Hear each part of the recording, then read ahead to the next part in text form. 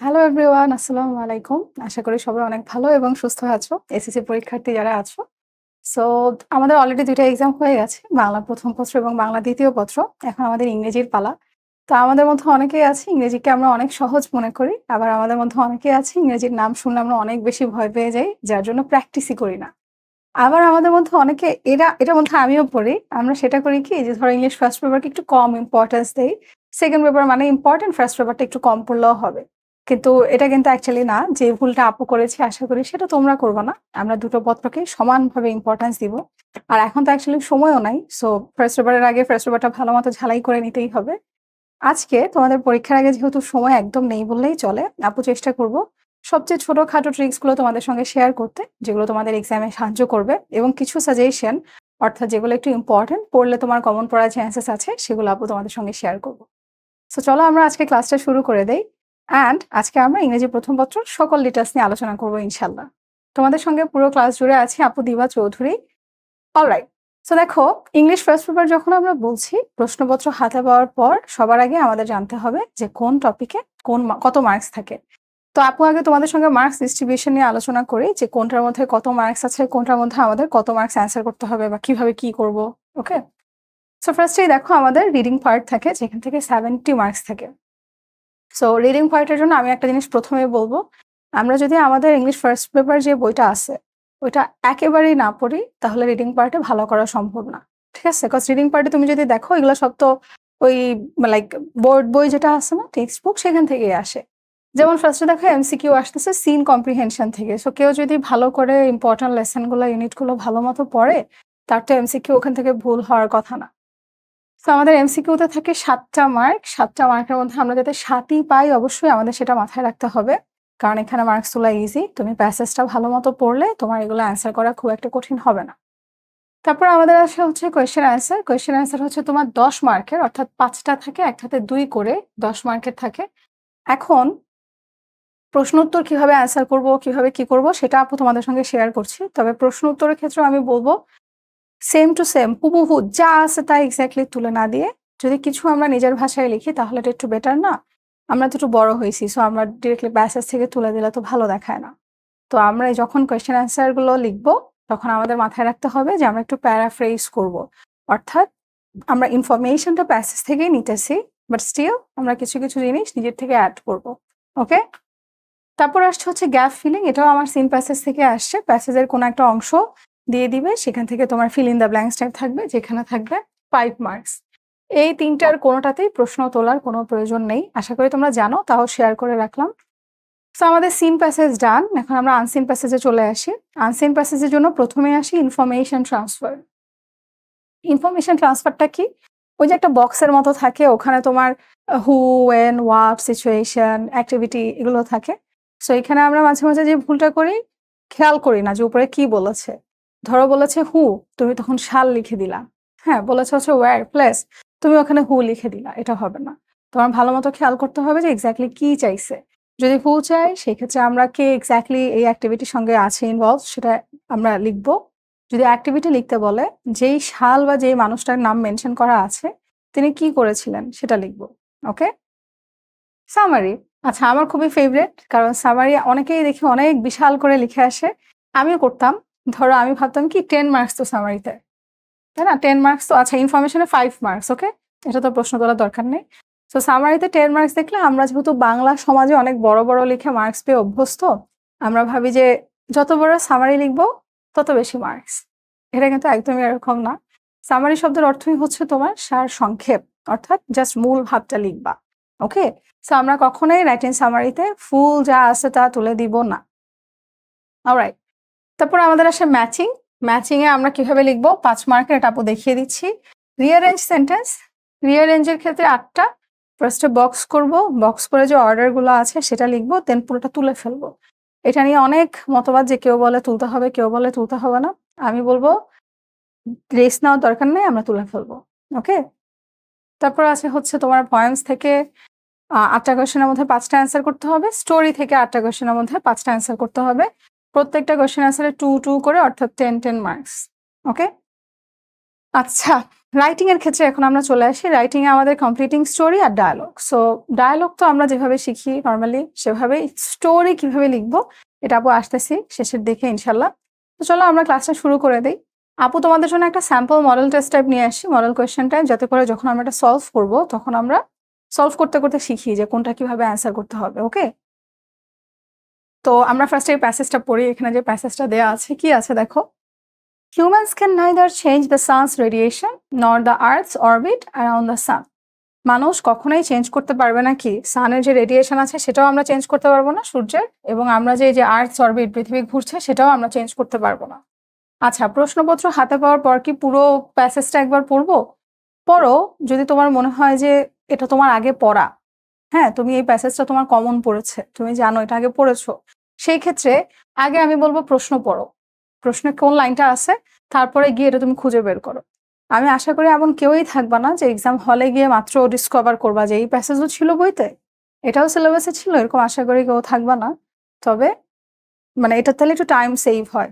ঠিক আছে, আপু এখন পুরোটা পড়িয়ে দিচ্ছি, বাট এটা করতে পারো। Okay, but they can control the increase in the amount of green house gases. Increase শব্দের অর্থ হচ্ছে বৃদ্ধি পাওয়া। আমরা মানুষ কি কন্ট্রোল করতে পারি? গ্রিন হাউস গ্যাসের পরিমাণ যে বৃদ্ধি পাচ্ছে সেটা চাইলে আমরা নিয়ন্ত্রণ করতে পারি। And it's effect on the atmosphere, এবং বায়ুমণ্ডলে এর যে প্রভাব পড়ছে সেটাও কিন্তু চাইলে আমরা নিয়ন্ত্রণে আনতেই পারি।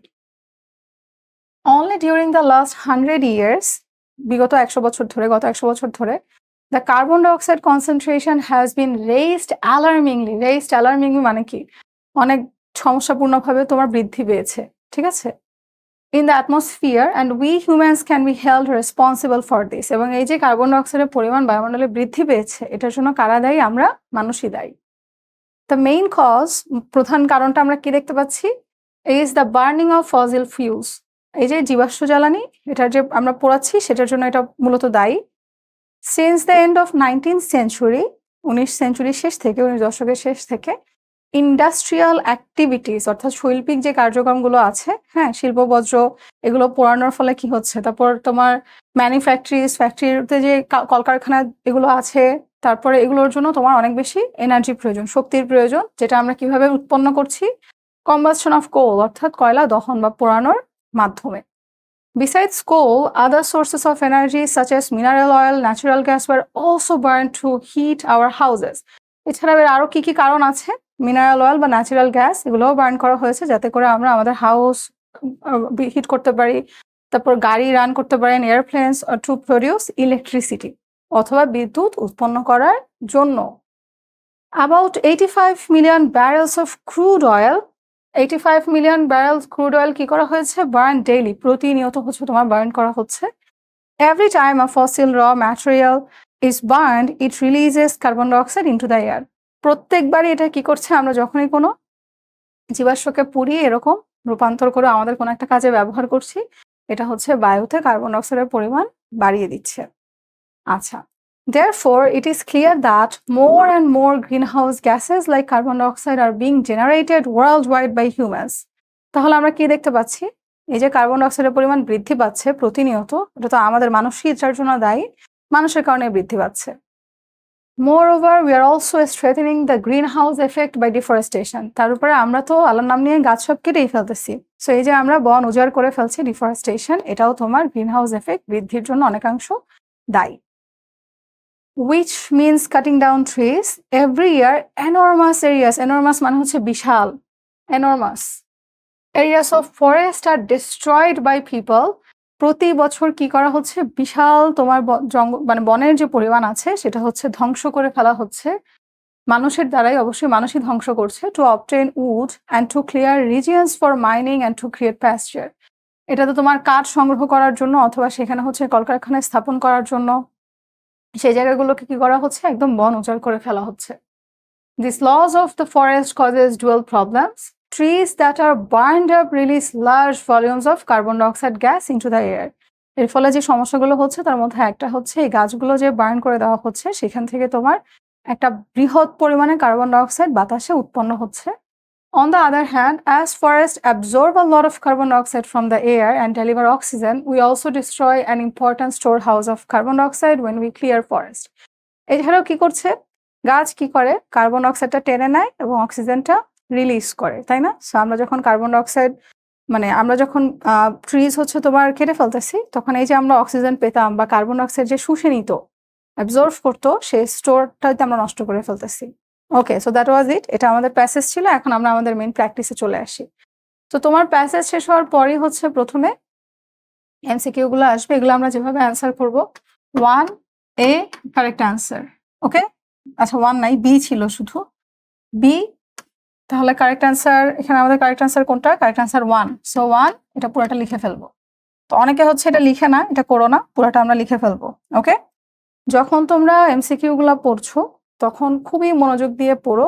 অনেক সময় কোন পার্টস অফ স্পিচ এটা জানতে চায়, সিনোনিম নাকি অ্যান্টোনিম জানতে চায়, কোনটা সঠিক জানতে চায়, প্যাসেজে কোনটা মেনশন করা নাই জানতে চায়। এমন কিছুই আসে না যেটা হচ্ছে তোমার প্যাসেজে নাই, বুঝছো? একটা প্যাসেজ পড়ার পর তুমি যখন ইম্পর্টেন্ট ওয়ার্ডগুলো আন্ডারলাইন করলা, তখন তুমি সেগুলোর শব্দার্থ, সিনোনিম, অ্যান্টোনিম, কোনটা কোন পার্টস অফ স্পিচ এইভাবে যদি শেখো, তাহলে কিন্তু তোমার এই এমসিকিউ গুলো ভুল হওয়ার কোনো চান্সেস নাই। এখানে আমাদের প্রথমটা ছিল ট্রিজ অ্যাবজর্ভ। ট্রিজ কি অ্যাবজর্ভ করে? সো অপশন যেগুলো ছিল তুমি যদি দেখো এখানে তোমার লাইক প্যাসেজের বাইরে থেকে কিছু আসেনি, কার্বন ডাইঅক্সাইড। সো আমি লিখবো এ, অপশন 1 কার্বন ডাইঅক্সাইড। তারপর আমি বলেছি the contextual meaning of the word আচ্ছা এখানে শব্দ ছিল কনসেন্ট্রেশন। এটা শব্দের অর্থ আমরা কোনটা বোঝাচ্ছি? আমরা বোঝাচ্ছি হচ্ছে আচ্ছা অ্যাকুমুলেশন। সো জাস্ট আমি কারেক্ট অ্যান্সারটা লিখে দিব। তো তোমাদের জন্য এখানে আরো অনেকগুলাই আছে, লাইক 7টা, টোটাল 7টাই আছে। আশা করি আমরা বুঝেছি যে আমরা এটা কিভাবে অ্যান্সার করব। যেহেতু আপু তোমাদেরকে মূলত সবগুলোর ইয়েই শেখাচ্ছি, সবগুলো লেখার নিয়মই শেখাচ্ছি, পরিপূর্ণ প্র্যাকটিসে এখন না যাই, জাস্ট আমরা জেনে রাখি যে এমসিকিউ গুলো আমরা কিভাবে দিব। তাহলে আপু যদি একটু রিক্যাপ করি, 1 নম্বরের জন্য আপু যেটা বললাম যে এমসিকিউ গুলো তাহলে আমরা কিভাবে শিখবো। প্রথমে প্যাসেজটা গো থ্রু করলাম, বাট লাইন বাই লাইন পড়লে অ্যাকচুয়ালি সময় যদি নষ্ট হওয়ার সম্ভাবনা থাকে, এমন যদি হয় যে তোমার প্যাসেজটা আগে থেকে খুব ভালো মতো পড়া, সেই ক্ষেত্রে তুমি যে এমসিকিউ গুলো আছে প্রশ্নটা পড়ে সেটা তুমি প্যাসেজে খুঁজতে পারো। অনেক সময় এমন হতে পারে প্রশ্নে যে শব্দটা আছে এক্স্যাক্টলি ওই শব্দটাই হচ্ছে প্যাসেজে নাই, ওটার কোনো সিনোনিম ব্যবহৃত হতে পারে। সো ওটা একটু মাথায় রেখো যে এক্স্যাক্টলি না থাকলেও আশেপাশে ক্লোজ কিছু না কিছু পাবা। ঠিক আছে, এই ক্ষেত্রে প্রশ্ন তোলার কোনো প্রয়োজন নাই, জাস্ট আমরা অপশন নাম্বার লিখবো অ্যান্ড ফুল অ্যান্সারটা তুলবো, শুধু অপশন নাম্বার লিখে রেখে দিব না। এটা গেল আমার এমসিকিউর কাহিনী। এখন আমি চলে আসি প্রশ্ন উত্তরের পালায়। সো 2 নম্বরে যে প্রশ্ন উত্তর আছে, এটা নিয়ে আমি যেটা ফেস করি আর কি, আমি যেটা দেখি, আমরা যেটা অনেকেই করি সেটা হচ্ছে অনেকে আমরা অনেক বড় লিখে ফেলি, লাইক যত বড় লেখা যায়। আবার অনেকে হচ্ছে একটা শব্দে লিখে ফেলে। 2টা ওয়েই কিন্তু ভুল, 2টা মেথডই ভুল। তোমাকে অনেক বড় লিখতে বলে নাই, হাফ পেজ তোমাকে লিখতে বলে নাই, আবার একটা শব্দে অ্যান্সার করার মতো তোমাকে লিখতে বলে নাই। যেহেতু 2 মার্কসের, তুমি 2.5 সেন্টেন্সেস আর 3 সেন্টেন্সেসের মধ্যে কমপ্লিট করবা। অনেক সময় যদি এমন থাকে, 2টা প্রশ্ন যদি থাকে, ধরো আমরা সিতে দেখতে পাচ্ছি 2টা, না সিতে একটাই প্রশ্ন, ধরো অনেক সময় থাকে না একটা প্রশ্ন লাস্টে লিখলো ওয়াই, সেখানে তুমি প্যারা করে লিখতে পারো। আদারওয়াইজ তোমার প্যারা করার দরকার নেই, তুমি একটা প্যাসেজ আঁকা মানে একটা প্যারার মধ্যে সব লিখে ফেলবা, প্রশ্ন উত্তরের মধ্যে প্যারা করার দরকার নাই, বুঝছো? এবং আমরা সেম টু সেম প্যাসেজ থেকে তুলে না দিয়ে প্রথমে একটা সেন্টেন্স লিখলাম, টপিক সেন্টেন্স। ধরো প্রথমটাই যদি দেখি, describe how human beings are responsible for the increase in green house gases. মানুষ কিভাবে দায়ী, তুমি প্যাসেজ থেকে লিখতে পারবা, বাট প্রথম সেন্টেন্স তুমি এটা লিখো যে human beings are responsible for the increase in green house gases. একটা টপিক সেন্টেন্স লিখলা, তারপর তুমি লিখো যে হাউ, কিভাবে, দেন ফাইনালি তুমি একটা ফাইনাল কনক্লুশন একটা সেন্টেন্স লিখে দাও। বুঝেছো? এভাবে আমরা একটু সাজিয়ে লিখি। তো এমন অনেক সময় হয় যে এমন অনেক ধরনের তোমার কোয়েশ্চেন থাকে যেগুলোর অ্যান্সার হচ্ছে একটা লাইনের বেশি হয়ই না, সেক্ষেত্রে তুমি একটা রিলেভেন্ট ইনফরমেশন অ্যাড করতে পারো।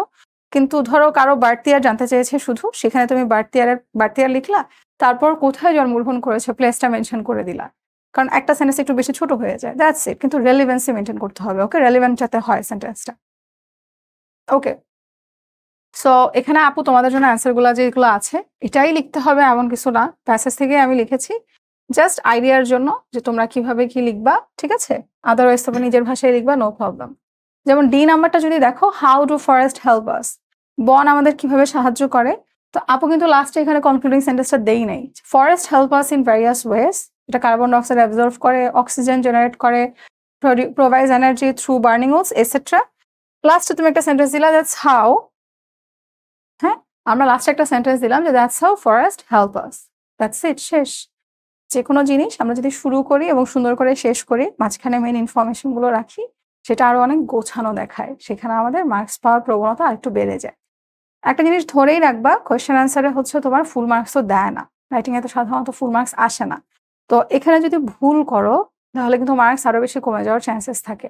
এই জন্য আমাদের মাথায় রাখতে হবে যে আমাদের যে প্রশ্ন উত্তর আছে সেখানে যাতে আমরা ভুল যতটা সম্ভব কম করা যায়।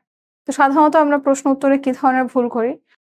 বানানের ভুল, স্পেলিং মিস্টেক যত কম পারবা এটা করবা। এটা খুবই বিরক্তকর। একজন টিচার যখন খাতা চেক করতে যান যদি লাইনে লাইনে বানান ভুল থাকে, মার্কস কিন্তু কমে যায়। বুঝছো? এটা করবা না। ওভার রাইটিং, একটা জিনিস লিখে কেটে কেটে কেটে কেটে খাতা ছিঁড়ে ফেলে দিয়ে তারপর আবার লিখে, এটা করা যাবে না। কিছু ভুল হলে জাস্ট একটা দাগ দিয়ে কেটে সুন্দর করে পাশে আবার লিখে দিবা। ঠিক আছে? খুব ওভার রাইটিং করবো না, খুব চাপাচাপি করে লিখবো না। আশা করি সেক্ষেত্রে আমাদের যদি না কোনো গ্রামাটিক্যাল ভুল না থাকে, তোমার খুব একটা মার্কস কাটা যাবে না। তোমার প্রশ্ন যদি প্রেজেন্ট টেন্সে থাকে, হ্যাঁ, তোমার অ্যান্সারও হতে হবে প্রেজেন্ট টেন্সে। তোমার প্রশ্ন যদি ডিডে থাকে, যেমন হাউ ডু না থেকে হাউ ডিড থাকতো, তোমার অ্যান্সারও হবে পাস্টে। প্রশ্ন কোন টেন্সে আছে এটা বুঝে তারপর অ্যান্সার করবা। ঠিক আছে? প্রশ্ন যেই টেন্সে আছে আমাদের উত্তর সেই টেন্সে হওয়া খুবই খুবই গুরুত্বপূর্ণ। ওকে? সো কোয়েশ্চেন অ্যান্সারের ক্ষেত্রে যদি একটু রিক্যাপ করি, সেক্ষেত্রে আপু কি বললাম? প্যাসেজ থেকে সেম টু সেম যা আছে তা তুলে দিব না, একটু নিজের মতো সাজিয়ে লিখবো। টপিক সেন্টেন্স লিখলাম, কিছু সাপোর্টিং সেন্টেন্স লিখলাম, তারপর লাস্টে একটা কনক্লুশনের মতো অ্যাড করে দিলাম। 2.5 or 3 এর বেশি লিখবো না। যদি এমন হয় যে তোমার এক্সট্রা কিছু লিখাই যাচ্ছে না, তখন যদি এমন ইনফরমেশন থাকে যেটা রেলেভেন্ট, সেটা আমরা অ্যাড করে দিব। ওভার রাইটিং করবো না, গ্রামাটিক্যাল মিস্টেক করবো না। প্রশ্নে যেই টেন্স আছে অবশ্যই আমরা উত্তরটা সেই টেন্সেই লিখবো। ঠিক আছে? All right. আচ্ছা, এখানে দেখো আমরা তোমার সিন কম্প্রিহেনশনের জন্য আপু কিছু ইম্পর্টেন্ট গুলো একটু লিখে রাখছি।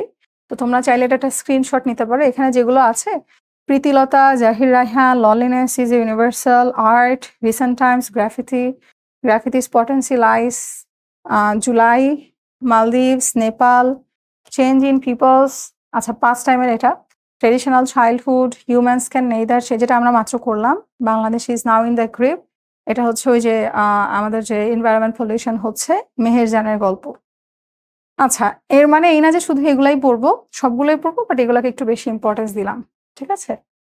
বাংলাদেশ এয়ার পলিউশন, সয়েল, হিউম্যানেরটা যোগার পার্টটা Pritilata Waddedar just as the cause of loneliness. Okay, পাশে হচ্ছে তোমার ইউনিট, লেসন সবই লেখা আছে, এগুলো একটু আমরা লাইন বাই লাইন পড়ার চেষ্টা করব। আচ্ছা, আমাদের নাম্বার 3-তে আসে হচ্ছে তোমার ফিল ইন দ্য ব্ল্যাঙ্কস। আমাদের যে প্যাসেজটা আছে সেখান থেকে আমরা কিছু feel in the blanks answer করে ফেলবো। তো এখানে একটা প্যাসেজ দেওয়া আছে, এখানে তোমার যোগা দিয়ে যে প্যাসেজটা আছে সেটা আছে। অবশ্যই আমরা প্যাসেজ তো ভালো মতো পড়বই, খুবই খুবই খুবই গুরুত্বপূর্ণ। দেন আমরা প্যাসেজ থেকে এই ফিল ইন দ্য ব্ল্যাঙ্কসটা অ্যান্সার করবো। সো যখন তুমি কোন একটা প্যাসেজ থেকে কোন একটা feel in the blanks answer করবা, তখন ইটস ভেরি ইম্পর্টেন্ট যে তুমি প্যাসেজের গ্যাপগুলো বুঝছো। ধরো yoga plays an important role in our physical and mental health. So এখানে যদি কিছু নাও দিতাম, কোনো শব্দ নাও দিতাম, তাও কিন্তু সেন্টেন্সটা হতো। তো সাধারণত এরকমই আসে ফিল ইন দ্য ব্ল্যাঙ্কসে, যে এমন একটা গ্যাপ দিয়ে দেয়, ধরো আমরা বুঝতে পারি না মাঝে মাঝে যে কি বসবে। সেই ক্ষেত্রে যেটা করণীয়, তুমি যদি প্যাসেজটা ভালো মতো পড়ো, এটা কোথায় ছিল এই সেন্টেন্সটা? এই যে physical and mental discipline to achieve peace of body and mind. Okay, সেটাই তো ঘুরে ফিরে বললো যে আমাদের ফিজিক্যাল অ্যান্ড মেন্টাল হেলথে এটা খুবই গুরুত্বপূর্ণ রোল পালন করে। তো আমরা সেন্টেন্সটা খুব ভালো মতো বুঝলাম যে যোগা কেন কিসের ইম্পর্টেন্ট রোল প্লে করে। যখন আমরা শারীরিক এবং মানসিক যে স্বাস্থ্য আছে সেটা মেইনটেইন, লিখতে পারি না আমরা, সেটা মেইনটেইন করার জন্য, তাহলে yoga plays an important role in maintaining our physical and mental health. Okay, যখন তুমি 3 নাম্বার অ্যান্সার করছো, ফিল ইন দ্য ব্ল্যাঙ্কস এর ভেতরে ভার্বগুলো যেগুলো লিখছো সেগুলো অবশ্যই গ্রামাটিক্যালি কারেক্ট ফর্মে লিখবা। এস বাই এস হবে কিনা, ইডি হবে কিনা, আইএনজি হবে কিনা, এটা ডিপেন্ড করছে তোমার সেন্টেন্সটা কেমন আছে সেটার উপর। তো আমরা সেন্টেন্স বুঝে সেভাবে অ্যান্সার করব। ওকে, তোমার ধরো অপশন ঠিক আছে বাট গ্রামাটিক্যালি রং, তাও কিন্তু কেটে দিবে। এই জন্য অবশ্যই এটা খুব মনোযোগের সহিত অ্যান্সার করতে হবে। আচ্ছা, it reduce মানে কমানো, our stress dash our physical fitness and might be helpful in dash of various chronic diseases. আচ্ছা, কি বলছে? এটা হচ্ছে আমাদের স্ট্রেস কমায় এবং আমাদের যে ফিজিক্যাল ফিটনেস আছে এবং সেটাকে কি করে, সেটাকে ইমপ্রুভ করে বা সেটাকে বাড়ায়, এটা আমরা লিখতে পারি না, ইনক্রিজ করে। এখন দেখো, ইট ইট, তাহলে এর পরে যে ভার্ব আছে সেটার সঙ্গে কি হবে? S by S. তাহলে এরপরে আমরা যে অ্যান্সারটা লিখছি ইনক্রিজেস। আচ্ছা, ডিটা বলেছি helpful in dash of various chronic diseases. আমি হলে আমার মাথায় এখানে ট্রিটমেন্ট আসতো বা ম্যানেজমেন্ট, যেটাই লিখো। Alright, the fact is that the yoga gives us the dash result, the best result when it is combined with standard treatment.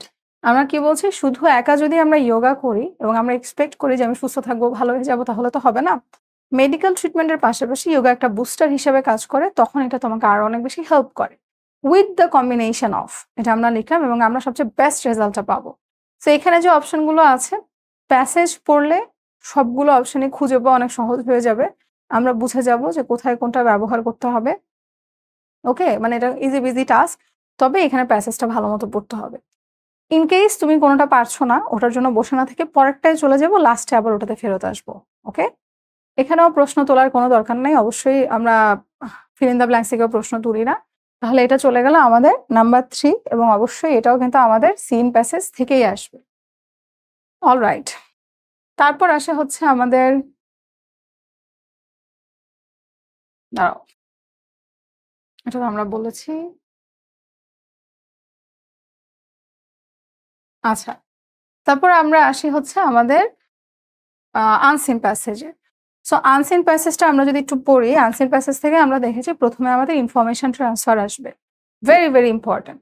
তো আগে আনসিন প্যাসেজটা আমরা পড়বো, দেন আমরা আন্ডারলাইন করবো বা বক্স করে রাখবো যে যে ইনফরমেশনগুলো আমাদের নিয়ে বক্সে লিখে রাখতে হবে। ওকে, প্রথমে কি বলছে দেখো, in 1912 an American shipping company launched a new ship called the Titanic. আমরা টাইটানিকের ব্যাপারে পড়ছি যে 1912 কি হয়, একটা আমেরিকান শিপিং কোম্পানি একটা নতুন শিপ হচ্ছে তোমার লঞ্চ করে, যেটার নাম Titanic. It was the largest and most luxurious ocean liner of the time. সেই সময় সবচেয়ে বেশি লাক্সারিয়াস। আমরা যদি টাইটানিক মুভিটা দেখে থাকি তাহলে আমরা দেখতে পারি যেটা শিপ কম, একটা একদম আলিশান হোটেলের মতো, লাইক সব ধরনের সুযোগ সুবিধাই ওখানে আছে।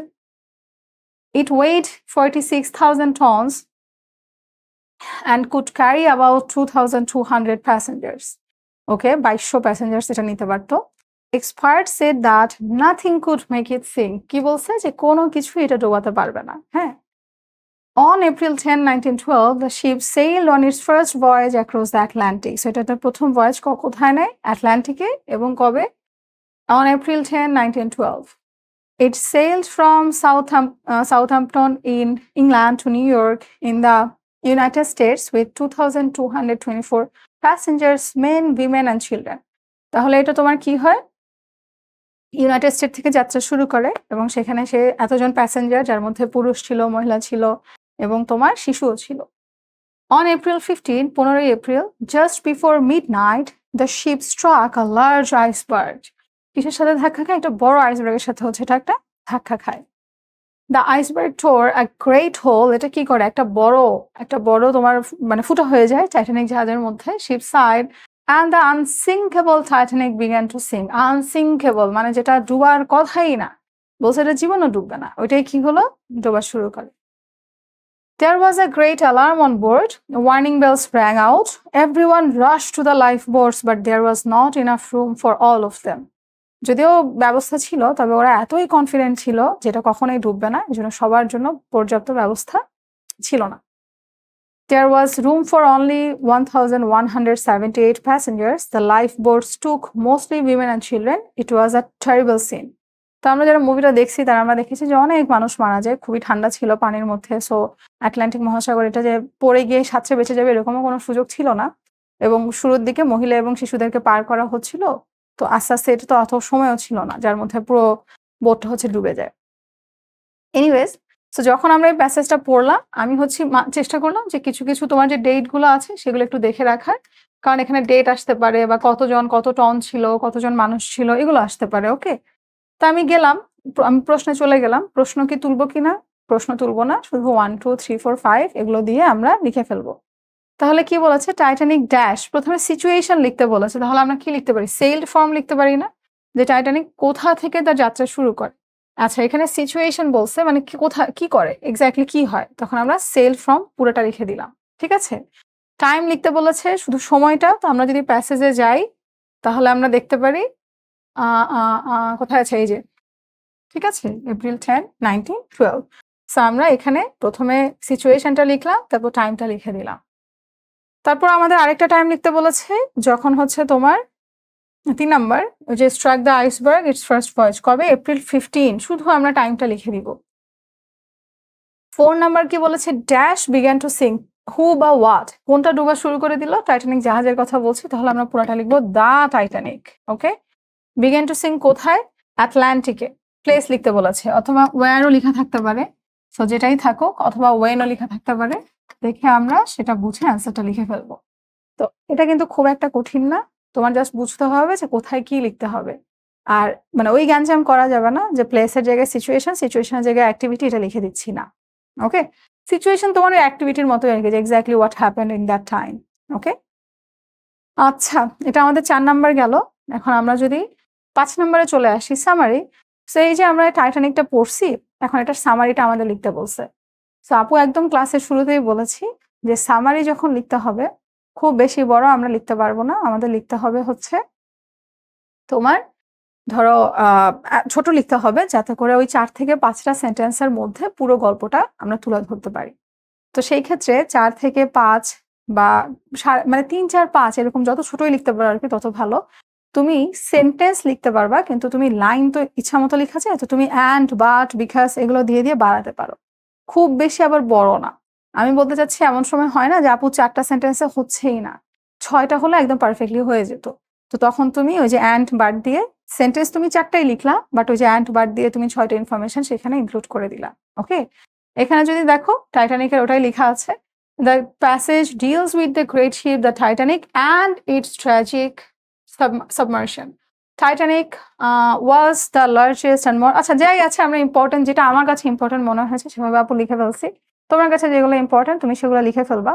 তবে যখন এরকম একটা সামারি লিখতে যাবা, এখানে আমি বলবো যে একটু মেনশন করার চেষ্টা করো, যে যদি কোনো একটা সাল থাকে যেটা তোমার মনে হয় খুব গুরুত্বপূর্ণ, কোনো একটা ডিজিট থাকে যেটা মনে হয় তোমার খুব গুরুত্বপূর্ণ, সেটা আমরা চাইলে মেনশন করে দিতে পারি, কারণ সেগুলো অনেক বেশি ইম্পর্টেন্ট একটা স্টোরির মধ্যে। ওকে, আচ্ছা, আনসিনের জন্য এটার একটা স্ক্রিনশট তোমরা নিয়ে নিতে পারো, যে এখানে এই প্যাসেজগুলো একটু পড়লে আমাদের জন্য অনেক ভালো হয়।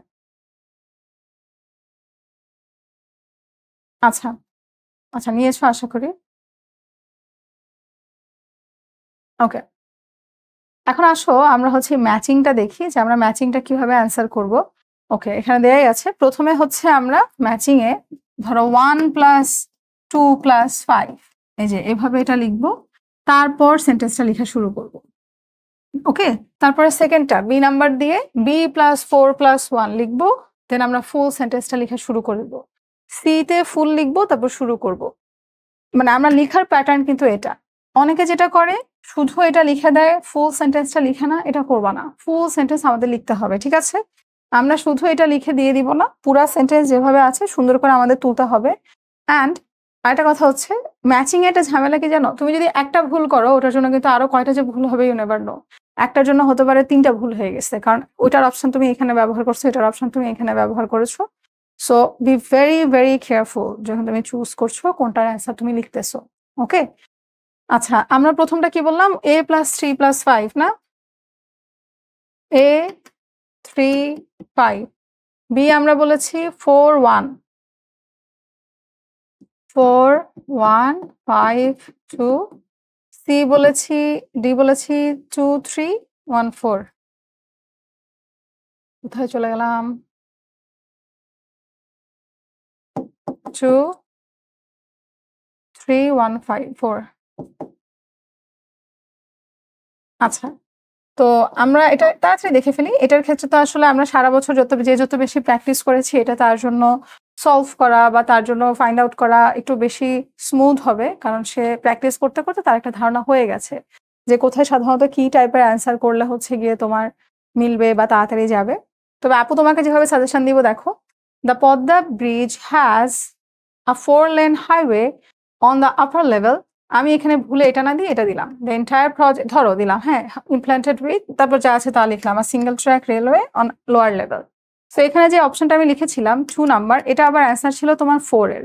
তাহলে এটার জন্য আমার শুধু এটা যে ভুল হচ্ছে তা না, সাথে সাথে কিন্তু আমার এটাও ভুল। 2 নাম্বারটা আমি লিখলাম দ্য কনস্ট্রাকশন ওয়ার্ক অফ 4, ঠিকঠাক লিখলাম, 1 না লিখে আমি এখানে লিখলাম 2 নাম্বার। তাহলে লাস্টের টু কোনটা ছিল আবার? সি। সো একটার জন্য আমার এটাও ভুল, এটাও ভুল। বুঝতে পারছো?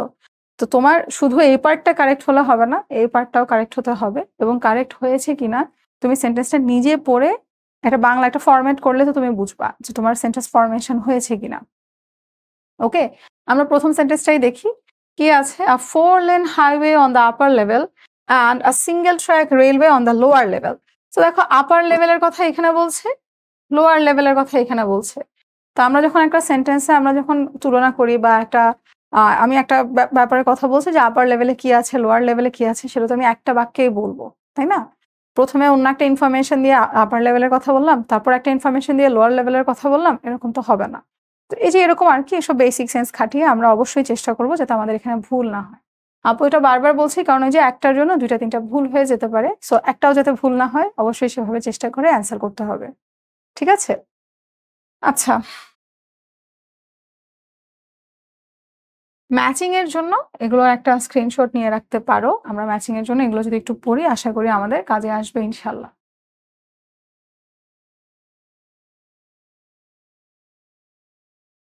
ওকে, এরপর আসি হচ্ছে আমরা রিয়ারেঞ্জে। তো রিয়ারেঞ্জের ক্ষেত্রে মানে আমার নিজের সবচেয়ে পচা লাগতো হচ্ছে রিয়ারেঞ্জ। আমার রিয়ারেঞ্জ তোমার মিলতোই না, বুঝছো? মানে আমি রিয়ারেঞ্জ আরেকজনের উপর নির্ভর করে থাকতাম। তো যদি কারোটা শুনে কেটে লিখে ফেলতাম তখন দেখা যেত কি আমারটাই ঠিক ছিল। আবার যদি না শুনে না লিখতাম যে না আমি যা লিখছি তাই ঠিক, তখন দেখতাম যে ওরটাই ঠিক ছিল। তো আমি রিয়ারেঞ্জটা অনেক প্যারা খাইছি। পরবর্তীতে যেভাবে আমার হেল্প হয়েছে সেটা ওই যে প্র্যাকটিস করতে করতে আমি খুব টেস্ট পেপার সলভ করতাম, স্পেশালি এই রিয়ারেঞ্জটা। তখন গিয়ে আমার একটু কাজে আসলো। আমি যে একটু বেটার হলাম। তো আমি আশা করি তোমাদের অবস্থা আমার মতো না। যে আমার ভুল মানে ওরটা ঠিক, ওরটা ঠিক মানে আমার ভুল, এরকম আশা করি তোমাদের সঙ্গে হবে না। তবে রিয়ারেঞ্জ এর ক্ষেত্রে তুমি যখন গল্প আকারে পড়বা, হ্যাঁ? তখন তোমার লাইক তুমি নিজে, নিজে চিন্তা করবা যে কোনটার পর কোন সিনারিটা আসতে পারে। হ্যাঁ? তাহলে তোমার খুব দ্রুত এবং হেল্প হবে। আর এটা অ্যান্সার করার ক্ষেত্রে ১ম এ একটা বক্স করবা। বক্স করে কারেক্ট অর্ডার গুলা লিখবা। ধরো এখানে দাঁড়াও। আচ্ছা। ধরো তোমার এই যে এখানে ছিল হচ্ছে আমার প্রশ্নে এখানে ছিল ABCD। এইজন্য আমি উপরে লিখলাম হচ্ছে 1, 2, 3, 4, 5, 6, 7, 8 ঠিক আছে? সো এখানে আমার ABCD লেখার দরকার নাই। তাহলে নিচে উপরে মিলে যেতে পারে। অলরাইট। এরপরে যেটা করব, উপরে আমরা সুন্দর করে অর্ডার গুলো লিখে নিচে আমরা পুরো প্যাসেজটা হচ্ছে আবার তুলে ফেলবো। যেটা আপু ক্লাসের শুরুতেও বললাম যে অনেকে বলে তোলা লাগবে না, অনেকে বলে তুলতে হবে। আমি বলব তুলে ফেলো। ইংলিশ ফার্স্ট পেপারে লিখার পরিমাণ খুব একটা নাই। কেউ যদি ফার্স্ট থেকে একটা প্রপার টাইম ম্যানেজ করে লেখা শুরু করে, তাহলে তার জন্য এমন হওয়ার চান্সেস কম যে সময় নাই লিখতে পারছে না। তো এই জিনিসটা মানে এটা একটা কনফিউশনের মধ্যে থাকার চেয়ে তুমি লিখে আসো, ভালো সেফ। হ্যাঁ? আমি এভাবে সাজিয়েও লিখলাম আবার নিচেও লিখলাম।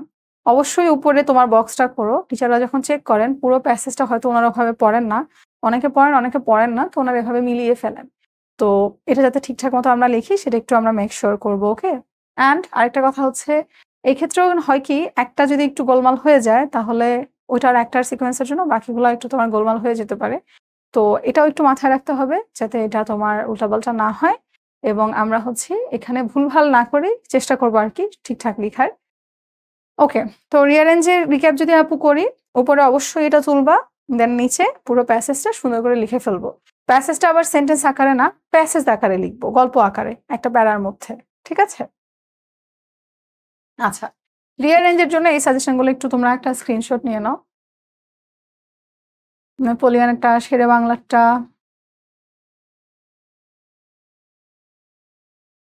ঠিক আছে। ও আরেকটু।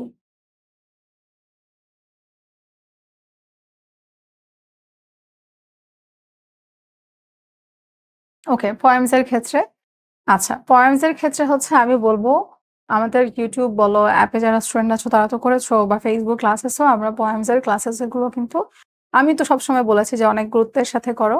কারণ পোয়েম তোমার একটা লাইন লেখা থাকে সেটা কিন্তু এক্সাক্টলি লিটারেলি ওটাই বোঝে এরকম না, এটার অনেক মেটাফরিক অর্থ থাকে যে একটা শব্দ দিয়ে মেটাফরিক্যালি অনেক কিছু বোঝানো হয়। এইজন্য তুমি পোয়েম অ্যান্সার করার ক্ষেত্রে গল্প যেমন তুমি ইনফরমেশন দিয়ে দিলেই হচ্ছে, পোয়েমের ক্ষেত্রে কিন্তু পুরো মেইন থিমটা জানা অত্যন্ত জরুরি। বা লাইন বাই লাইন বোঝাটা। হঠাৎ করে একটা লাইন দিয়ে তোমাকে বলল এটার অর্থ লিখো।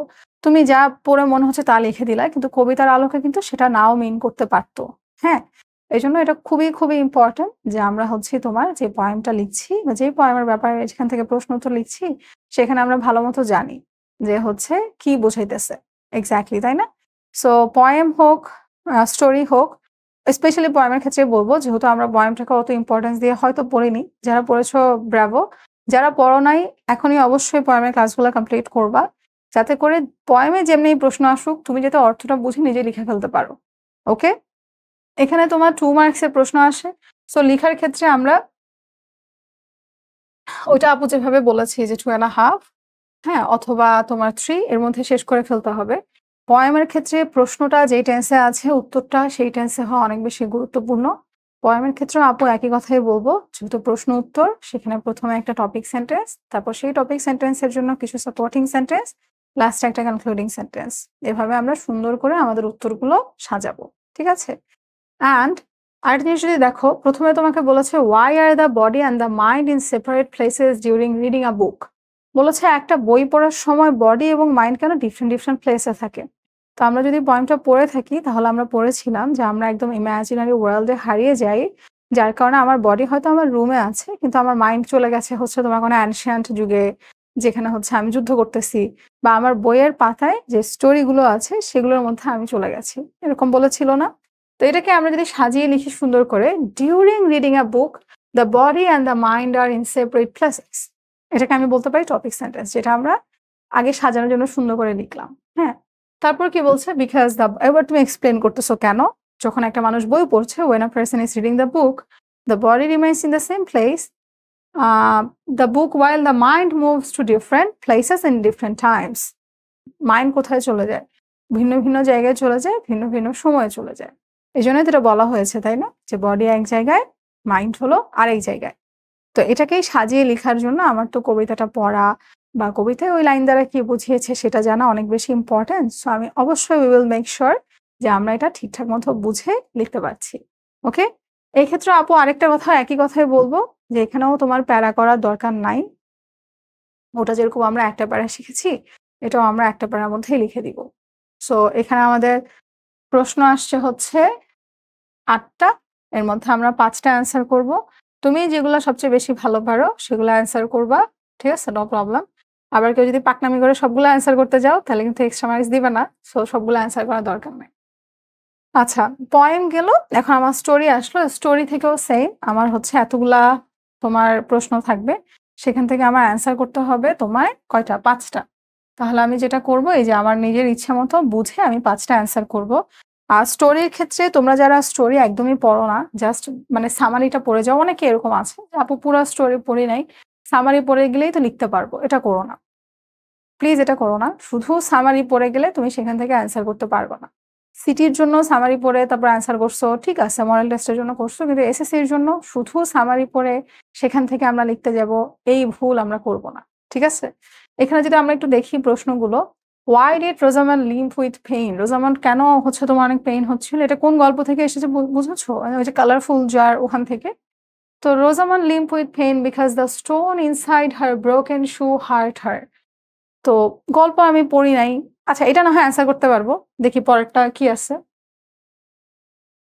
Who was Portia and how did Bassanio feel about her? আচ্ছা, ১ম এ একটু খেয়াল করি প্রশ্নটা কিন্তু পাস্টে আছে। আপু বলেছি যেই টেন্সে থাকবে উত্তরটা যাতে সেই টেন্সে আমরা লিখি সেভাবে লিখতে হবে, হ্যাঁ? তাহলে পরিচয় কে ছিল আর বেসানিও কেমন ফিল করতো? তো পরিচয় কে ছিল? She was a beautiful and witty girl who lived in Belfort. R Bassanio কেমন ফিল করতো? Bassanio was in love with her and wanted to visit her in a grand manner. She had a soft feeling for Bassanio too. তো যদি এই সেন্টেন্সটা দেখো, এটা কিন্তু relevant, কিন্তু এখানে প্রশ্ন এটা চায় নাই। আমরা এটা এক্সট্রা অ্যাড করছি। এটাই আপু বলেছিলাম যে যদি ধরো তোমার কাছে জন্ম সাল চেয়েছে, পাশাপাশি কিন্তু তুমি জন্ম প্লেসটা লিখে দিতে পারো। সেম ভাবে এই যে এরকম একটা রেলেভেন্ট সেন্টেন্স আমরা অ্যাড করে দিলাম। টেন্সের ক্ষেত্রে দেখো, পাস্ট, পাস্ট, পাস্ট। প্রশ্ন পাস্টে ছিল, উত্তর পাস্টে দিয়েছি। ওকে? প্রশ্নে মনে করো ডাজ আছে, তাহলে উত্তরে ভার্বের সাথে আমরা এস বা ইয়েস দিয়ে দিব। ওকে। আচ্ছা, ডি নাম্বারটা দেখি। এরকম একটা প্রশ্ন চাচ্ছিলাম যে do you know what cock fighting is do you know, এরকম যদি কোনো প্রশ্ন থাকে যে তুমি কি জানো যে এটা কেমন, সেই ক্ষেত্রে আমরা আগে লিখতে পারি ইয়েস আই ডু অথবা ইয়েস আই নো। আর তারপর তুমি তোমার মতো করে লিখলে, এখানে আমি আমার মতো করে লিখেছি যে once I saw it in a fair in our village, আমাদের গ্রামে একটা মেলায় আমি দেখেছিলাম যেখানে কি হয় যে trained and strong roosters are brought in a circle. তারপর আমরা হচ্ছে তোমার মানে নিজের মতো করে লিখলাম, সেটা সমস্যা না, তবে প্রথমে আগে অ্যান্সারটা দাও যে তুমি কি জানো, ইয়েস আই ডু। আবার কিছু প্রশ্ন থাকে না যে তুমি কি সাপোর্ট করো। এখন ধরো যে গল্পটা লেখা সেটা হচ্ছে তোমার একটা ভালো গল্প, তো তুমি একটু ইচ্ছা করে ধরো তোমাকে বলতেছে যে এআই যে আসছে আমাদের পড়াশোনায়, ডিজিটাল লার্নিং এ এআই কিন্তু হেল্প করছে, তো তুমি লিখতে চাচ্ছ যে না হেল্প করছে না। এটা আমরা না করি, আমরা গল্পের থিমটা বোঝার চেষ্টা করব, গল্প কি ভাইব দিচ্ছে। গল্পে এআই সম্পর্কে পজিটিভ লেখা আছে, তাহলে তোমার উত্তর যাতে গল্পের সাথে সংশ্লিষ্ট হয়, বুঝছো, তোমার উত্তর যাতে গল্পের সাথে মিলে। তো গল্পে বলছে যে জিনিসটা পজিটিভ, সো তুমিও সেভাবেই লিখো, বুঝছো, সেই আলোকেই তুমি গল্পের তোমার অ্যান্সারটা লিখো। তাহলে ধরো আমি লিখলাম যে না আমি জানি না এটা কি, আমি কখনো দেখি নাই, তো এটা তো হলো না, তাহলে তো আমি লিখতে পারবো না। যদি আমি দেখি নাই, জানি না, আন্দাজে আমার মতো করে আমি লিখে দিব, আমার তো একটা ধারণা থাকবে যেহেতু আমি প্যাসেজটা আগে পড়েছি। ওকে, সো এটার রিক্যাপ যদি আপু করি, স্টোরির ক্ষেত্রে প্রথমেই যেটা করা যাবে না, একদম গুণা, শুধু সামারি পড়ে পরীক্ষা দিতে দেওয়া যাবে না। আমরা পুরা গল্প পড়বো, ইম্পর্টেন্ট লাইনগুলো আন্ডারলাইন করব, যে যেটা আমার কাছে মনে হয় যে এটা ইম্পর্টেন্ট, এখান থেকে প্রশ্ন আসতে পারে বা আমি এখানে ভুল করতে পারি, এটা আমি আন্ডারলাইন করব, দেন আমি গল্প অ্যান্সার করব। ধরো যদিও অপশন থাকবে, তাও আপু প্রেফার করি হচ্ছে তুমি প্রত্যেকটা গল্প সম্পর্কে আইডিয়া নিয়ে যাও, তারপর কি অপশন থাকলে তোমার যেটা কমফোর্টেবল বেশি সেখান থেকে তো তুমি অ্যান্সার করতেই পারো, সেটা তো সমস্যা নাই। ঠিক আছে, দেন কোনো প্যারার দরকার নেই, একটা প্যারার মধ্যেই লিখবো। তারপর যেই টেন্সে আমার প্রশ্ন, যেই টেন্স আছে উত্তরও আমি সেই টেন্সেই লিখবো। আমার উত্তর 2.5 আর 3, এর বেশি আমি মানে এর মধ্যে আটানোর চেষ্টা করব, এর চেয়ে কম লেখার আমি চেষ্টা করব না। এমন যখন একটা সেন্টেন্স বা একটা প্রশ্ন থাকবে যেখানে একটা সেন্টেন্সের মধ্যে উত্তর কমপ্লিট হয়ে যাচ্ছে, যদি সম্ভব হয় তাহলে হচ্ছে আমি একটা রেলেভেন্ট সেন্টেন্স অ্যাড করব। শুধুমাত্র উত্তরের পরিমাণ বাড়ানোর জন্য, যেটা আরো বড় করে লিখি, উল্টা পাল্টা জিনিসপত্র আমি লিখবো না। ঠিক আছে, মিলতেছে না, যাচ্ছে না, এগুলো আমি লিখবো না, যেটা তোমার রেলেভেন্ট সেটাই আমি লিখবো। ঠিক আছে, সো এটা গেল আমাদের গল্প নিয়ে কথা। আচ্ছা, এখন আমরা চলে আসি রাইটিং পার্টে। তো রাইটিং পার্ট নিয়ে আমাদের অনেকের অনেক সমস্যা, অনেক প্রশ্ন। তো আমি যে প্রশ্নগুলো রিসিভ করি তোমাদের কাছ থেকে সবচেয়ে বেশি, তার প্রথমটা হচ্ছে আপু রাইটিং পার্টে কি ফুল মার্কস পাওয়া যায়? না, রাইটিং মার্কসে তোমার কখনোই তোমাকে 10-এ 10, 15-তে 15, 12-তে 12 দিবে না। তবে আমাদের স্কুল কলেজে একটু যতটুকু দেয়, স্কুলে তো অনেক বেশি কম দেয় স্কুলের এক্সামে, তার সে বেটার দিবে ইনশাল্লাহ। তবে যেহেতু আমি অলরেডি জানি যে আমার রাইটিং এ আমাকে এমনিতেই ফুল মার্কস দিবে না, তাই আমার চেষ্টা করতে হবে যত কম ভুল আমি করতে পারি, মানে যত কম ভুল করা যায়, তাহলে হচ্ছে আমার মার্কস কাটার সম্ভাবনা আরো অনেক বেশি কমে যাবে। কারণ অলরেডি আমি একটু কম পাইতেছি, আমি যদি আরো ভুল করি তাহলে সেক্ষেত্রে তো আমার আরো ভুল মানে আরো মার্কস কমে যাবে। তো এটা আমার একটু মাথায় রাখতে হবে, যাতে করে আমার রাইটিং পার্টে আমি ভুল না করি। এখন আপু আমরা কি ধরনের ভুল করি এটা একটু বলি। প্রথমে রাইটিং পার্টে আমাদের প্রত্যেকটা রাইটিং এর কিছু না কিছু ফরম্যাট থাকে। যেমন কমপ্লিটিং স্টোরিতে কিন্তু তুমি প্যারা করতে পারবা, যদি আমাদের এখানে প্যারাগ্রাফ নাই, বাট প্যারাগ্রাফে কিন্তু প্যারা করা যায় না। তো তুমি এই ফরম্যাটটা মেনটেন করলা না, তুমি প্যারাগ্রাফে প্যারা করলা, তাহলে তো তোমার মার্কস অবশ্যই কাটা যাবে, পুরোটাও কেটে দিতে পারে, তাই না? সো রাইটিং এর ক্ষেত্রে যেটা লিখছো, স্টোরি, ডায়লগ, সেখানে তোমার ফরম্যাট মেনটেন করা অনেক বেশি গুরুত্বপূর্ণ। দ্বিতীয়ত, এটা খুব কমন প্রশ্ন, আপু কত বড় লিখবো? তো এখন দেখো তোমার মার্কস কত, আমরা রাইটিং এর ক্ষেত্রে মার্কস কত দেখেছিলাম দেখি তো। আচ্ছা 30, প্রথমে স্টোরিতে মনে হয় 15, হ্যাঁ 30। সো সো 15 কিন্তু অনেক ভালো, অনেক ভালোই বড় নাম্বার, হ্যাঁ। তো এখানে তুমি 2.5 পেজ যদি লিখো স্টোরির জন্য, ভালো, কিন্তু তুমি পারো না, সেই ক্ষেত্রে তুমি লিখতে যাচ্ছ উল্টাপাল্টা ভেতরে ইনফরমেশন দিয়ে, জিনিসটা আরো পচা হয়ে গেল না? এর থেকে এটাই ভালো হতো না, যতটুকু তুমি পারো, তুমি একদম ক্লিয়ারলি পারো যে এখানে কোনো ভুল নাই, সেভাবে লিখেছো, সেটাই বেটার হতো।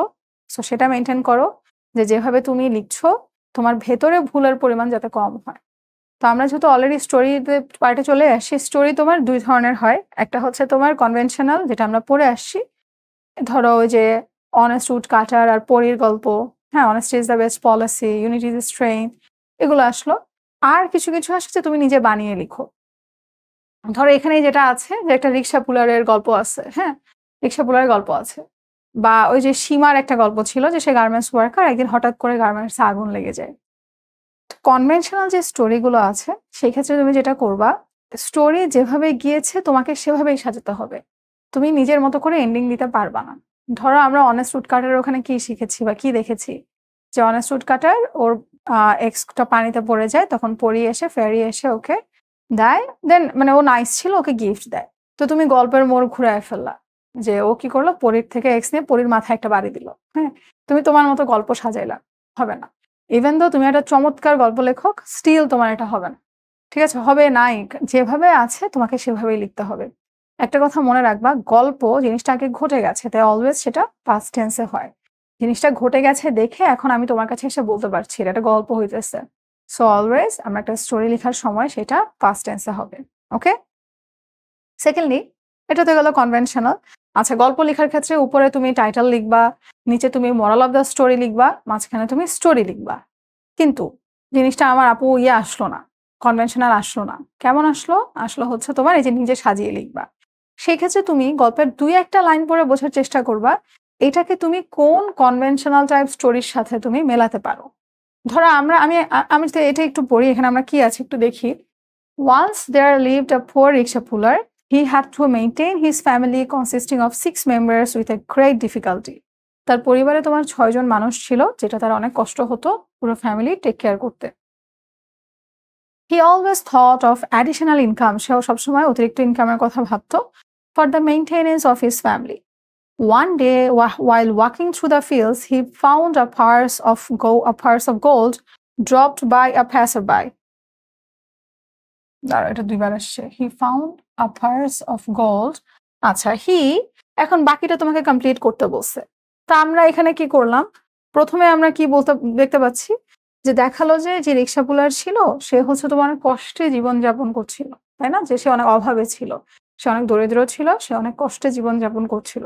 তাহলে আমরা এখানে বুঝতে পারছি যে তার এখানে টাকা-পয়সা অনেক প্রয়োজন ছিল। তো আমি গল্পটাকে এভাবে সাজাতে পারি না যে যদিও তার টাকার অনেক প্রয়োজন ছিল কিন্তু সে জিনিসটা রাখে নাই, সে কি করেছে, সে তোমার এটা যার জিনিস তার কাছে এটা ফেরত দিয়ে এসেছে, সে সততার পরিচয় দিয়েছে। এভাবে আমরা সাজাতে পারি না বলতো? মানে এটা একটু পরেই তো আমরা বুঝতে পারছি যে honesty is the best policy. তারপর আমরা বলতে পারি না যে রিক্সা পুলারকে হচ্ছে সে তোমার, আচ্ছা এখানে আমরা যদি গল্পটা পড়ি এখানে কিভাবে সাজানো আছে একটু দেখো। রিক্সা পুলার told his wife he would first try to find out the person who lost the bag. তাহলে সো ওর ওয়াইফ কেমন ছিল? গ্রিডি ছিল, লোভী ছিল। কিন্তু রিক্সা পুলার বলেছে যে যার ব্যাগ ও তাকে ফেরত দিবে। আচ্ছা, he moved here and there to find him or her. এটা যার ব্যাগ সে তাকে খুঁজছিল, and at last he found the owner of the bag. যার ছিল সে একজন শিল্পপতি ছিল, industrialist. He went to him and gave him the bag. Finding the bag, the rich man became very happy. He gave the rickshaw puller lots of thanks but no reward. বড়লোক কি করলো? অনেক ধন্যবাদ দিল, কিন্তু ওকে কোনো উপহার দিল না। Giving back the bag to its owner, the rickshaw puller became happy. Then he came back home. His wife became very angry at this. She rebuked her husband for his foolishness. অনেক বকাবকি করলো বোকামির জন্য, বললো তুমি রেখে দিলেই তো পারতা। দেখো যে থ্যাংক ইউ দিল, থ্যাংক ইউ দিয়ে তো আমরা পানি খাবো না, তো টাকা পয়সা দিল না, তাহলে তুমি রেখে দিলেই পারতা না, এরকম বলতেছিল। But the rickshaw puller did not change his motto. He kept saying, honesty is the best policy. A few days later, the rich man arrived at the rickshaw puller's house. Both the rickshaw puller and his wife were astonished, মানে অবাক হয়ে গেল। They tried their level best to entertain him.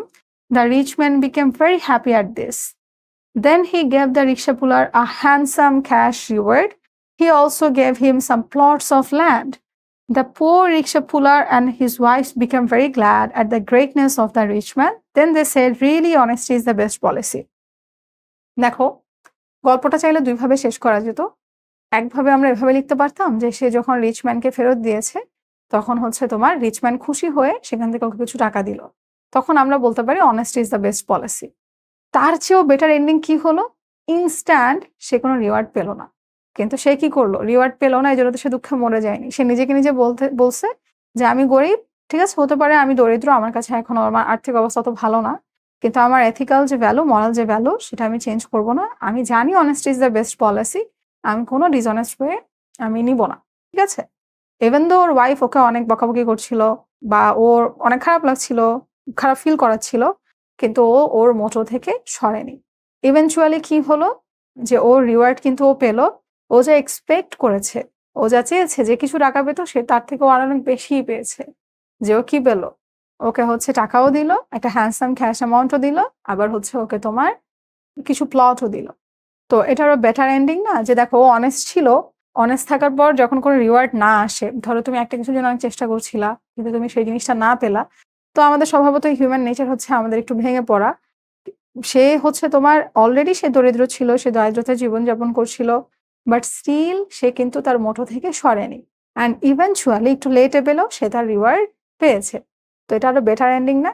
গল্প তো এরকমই হওয়া উচিত না, যে গল্প পড়লে আমরা শিখতে পারবো, জানতে পারবো। তো এইরকম একটা স্টোরি আমরা নিজের মতো করে লেখার চেষ্টা করব, যেখানে আমাদের টেন্স, গ্রামাটিক্যাল সেন্টেন্স ফরমেশন এগুলো প্রপারলি মেনটেন করা অনেক বেশি গুরুত্বপূর্ণ। তুমি যদি দেখো এখানে আমরা ৩ টা প্যারা দিয়েছি। প্রথমে একটা প্যারা দিয়েছি যেখানে আমরা ধরো একটু ফার্স্টের যে গল্পটুকু আছে আরকি, মানে ফার্স্টের যে পোরশনটুকু সেটা একটু আমরা এক্সপ্লেইন করছি যে কি হইছে প্রথমে। সেকেন্ড যে প্যারা দিয়েছি সেখানে আমরা আমাদের মেইন গল্পটা লিখেছি। ঠিক আছে? মানে মেইন কাহিনী কি ঘটেছে লিখেছি। আর লাস্টের বেলায় আমরা যেটা করেছি কনক্লুশন দিয়েছি। ওকে? কনক্লুশন দিয়েছি। একটা স্টোরির টাইটেল থাকা অনেক বেশি গুরুত্বপূর্ণ। এটার টাইটেল আমরা দিতেই পারি, "Honesty is the best policy"। So এই প্রভার্ব গুলো একটু শিখে রাখবা, জেনে রাখবা, যাতে করে এরকম আসলে আমরা এগুলো প্রপারলি দিতে পারি, অ্যান্সার করতে পারি। ঠিক আছে? তোমার সাধারণত কনভেনশনাল যে স্টোরি গুলো থাকে সেগুলো তো আমাদের জানাই থাকে। আমরা বুঝি যে আপু এটা দেয়া আছে, so as to wins the race, তার মানে এটাই হবে। কিন্তু এগুলোর ক্ষেত্রে হয়তো মাঝে, মাঝে আমরা একটু বুঝে পাইতে কষ্ট হয়। সেক্ষেত্রে খেয়াল করবা যে গল্পে কোন জিনিসটাকে বেশি এমফাসাইজ করছে। এখানে অনেস্টির কথা বেশি বারবার বলতেছে না। তাহলে আমরা কি করব? অনেস্টি দিয়েই হচ্ছে তোমার লিখব। এখন এই গল্পটাকে যদি কেউ এভাবে সাজাতো যে তোমার ওই রিক্শাওয়ালার যে ওয়াইফ ছিল সে ওকে ম্যানিপুলেট করে ফেলছে যে না আমরা এই ব্যাগটা রেখে দিব। তারপর ব্যাগটা বিক্রি করতে গিয়ে দেখলো আসলে ব্যাগটা স্বর্ণের না, দেখতে স্বর্ণের মতো। তো হ্যাঁ, যে গ্র্যাব স্মল লুজ অল, যৌতি লোভে তাতে নষ্ট হয়ে গেছে। এরকম একটা এন্ডিং হতে পারতো। তো তুমি বেটার এন্ডিং চিন্তা করবা যে বেটার এখান থেকে শিক্ষণীয় বেটার কোনটা, মরাল কোনটায় বেটার আসে। তো অবশ্যই এটাই। এখানে আমরা শিখাতে পারছি honesty is the best policy. বুঝতে পারছো? তো যেহেতু চিন্তা করার খুব একটা সময় থাকে না, তারপরও হচ্ছে আমরা চিন্তা করে বের করার চেষ্টা করব কোনটা নিয়ে আমরা বেশি লিখতে পারবো, কোনটা আমাদের জন্য বেশি শিক্ষণীয়, কোনটা একটা বেটার এন্ডিং দিতে পারবে। যেহেতু একটা স্টোরি, এটা একটা স্টোরি, এটা একটা গল্পের মতোই হবে। ওকে? অ্যান্ড অবশ্যই সব একই ধাঁচের সেন্টেন্স লিখবা না। সিম্পল সেন্টেন্স লিখে গেলে না লেখাটা একটু একঘেয়ে বা বোরিং হয়ে যাবে। একটু সেন্টেন্সের কম্বিনেশন। একটা সিম্পল লিখলাম, তারপর একটু অ্যান্ড ব্যবহার করলাম, বাট ব্যবহার করলাম। বারবার রিক্সা পোলার মেনশন না করে হি লিখলাম। ঠিক আছে? কিছু শব্দ ব্যবহার করলাম। ভেরি বারবার ব্যবহার না করে একটা শব্দ ব্যবহার করলাম। ঠিক আছে? ভেরি হ্যাপি না লিখে আমরা একবার লিখলাম গ্ল্যাড। ঠিক আছে? এরকম আমরা লিখলাম। সো চেষ্টা করব আমার গল্পটা যাতে পঠনযোগ্য হয়, সুন্দর হয় সেটা দেখার। অ্যান্ড প্লিজ আমরা স্পেলিং মিস্টেক যাতে যত কম হয় সেটা একটু মাথায় রাখার চেষ্টা করব। ধরো আমি কোনো একটা কিছুর বানান জানি না, সিওর না হয়ে লিখার চেয়ে ওটার যদি কোনো সহজ সিনোনিম মাথায় থাকে সেটা লিখে ফেলবো। তাও ভুলভাল বানান লিখতে যাব না। খুব একটা কাটাকাটি করব না, সুন্দর করে লিখব। লেখা পরিষ্কার থাকতে হবে, রিডেবল হতে হবে, তাহলেই হবে। আচ্ছা, তাহলে এটা গেল হচ্ছে আমাদের কমপ্লিটিং স্টোরি। এখন আমরা চলে আসি এর পরে যেটা আছে আমাদের, সেটা হলো ডায়ালগ। তো ডায়ালগটা কি? মূলত কথোপকথন, কনভারসেশন। একটা কনভারসেশন মূলত আমরা কি করি? ধরো তুমি আর আমি কনভারসেশন করছি যে তোমার এক্সাম কেমন হয়েছে সেই ব্যাপারে, হ্যাঁ? তো যখন আমরা কোনো একটা কনভারসেশন করতেছি তখন আমাদের একটা টপিক আছে কথা বলার, যে আমরা এখন কথা বলছি এক্সাম নিয়ে। তো এখন ধরো আমরা প্রথম কিছুক্ষণ শুধু হাই হ্যালোই করছি, মেইন কথা শুরু করছি না। তাহলে এটা কিছু হলো? সেম ভাবে যখন আমরা ডায়ালগ লিখতে যাই, অনেকের ক্ষেত্রে এটা দেখা যায় যে শুধুমাত্র সেন্টেন্স বানানোর জন্য আমরা hi, hello, how are you, I am fine, ও how are you, I am fine too, এটা আমরা করব না। যত দ্রুত সম্ভব আমরা কনভারসেশনে এঙ্গেজ হওয়ার চেষ্টা করব। যে টপিকটা আছে সেই টপিকে ইনভলভ হওয়ার চেষ্টা করব। যে টপিকই হোক। যেমন এখানে যদি দেখো, এখানে কি বলছে? ডেঙ্গু ফিভার, মানে যখন একটা রোগ, হ্যাঁ, ডেঙ্গু ফিভার নিয়ে আলোচনা করতে বলছে, ডেঙ্গু জ্বর নিয়ে। তো তুমি দেখো এখানে অপূর্ব আর রিদাতের মধ্যে কনভারসেশন হচ্ছে। রিদাত বলছে, hi Apurbo, do you know about dengue fever? But আমি হলে ফার্স্টে একটু লিখলাম যে রিদাতকেও বলছে যে, রিদাত তুমি কোথায় যাচ্ছ? তখন রিদাত বলল, আমি হসপিটালে যাচ্ছি ব্লাড টেস্ট করাতে। কেন? Because I have been suffering for fever for the past few days. তো আমার মনে হচ্ছে যে এটা ডেঙ্গু হতে পারে, দ্যাটস ওয়াই আমি হসপিটালে যাচ্ছি। দেখো প্রথমে কিন্তু হাই হ্যালো দিয়েই শুরু হয়েছিল, তারপর আমরা ডিরেক্টলি কনভারসেশন ঢুকে গেলাম। তারপর তুমি জিজ্ঞাসা করতে পারলা যে এটা কিভাবে, হাউ ডাজ ডেঙ্গু স্প্রেড, কিভাবে এটা ছড়ায়। তখন অপূর্ব বলল সিমটমস কি, ওইটা বললো। ডেঙ্গুর জন্য কোনো মেডিসিন আছে কিনা, ওইটা বললো। তোমার যেই ডায়ালগটা লিখছো সেটা যত ইনফরমেটিভ হবে, যত ডিটেলড হবে, তুমি তত ভালো মার্কস পাবা। ওকে, ইনফরমেটিভ বলতে আপু কি বোঝাচ্ছি, ডেঙ্গু রিলেটেড যত ইনফরমেশন তুমি আপুকে দিবা বা তুমি তোমার লেখার মধ্যে ইনপুট করবা, যে মানে ডেঙ্গু এক্স্যাক্টলি ডেঙ্গুর সাথে সম্পর্কিত, আমি আসলে ডেঙ্গুর ব্যাপারে জানতে পারছি তোমার কনভারসেশন থেকে, তাহলে তুমি সেখানে আরো ভালো মার্কস পাবা। ওকে, আচ্ছা, যখনই আমরা কোনো একটা কনভারসেশন করছি, শুরুর দিকে আমাদের কথা থাকবে জিনিসটা কি সেটা জানার জন্য। ধরো ফার্স্টে আমি জানি না ডেঙ্গু ফিভার কি, সো আমি তোমাকে বারবার জিজ্ঞাসা করছি যেটা কি, মানে কেন হয়, কিসের সংক্রমণে হয়, আচ্ছা মশাগুলো কোথায় থাকে, এই সে আলোচনা করলাম। মাঝখানে আমি আলোচনা করলাম হচ্ছে ডেঙ্গুর ফলে কি কি প্রবলেম হচ্ছে, তখন তুমি বলতে পারলা যে একটা large amount of people every year আমাদের দেশে মারা যাচ্ছে ডেঙ্গু রোগের জন্য, এরকম আমরা বললাম।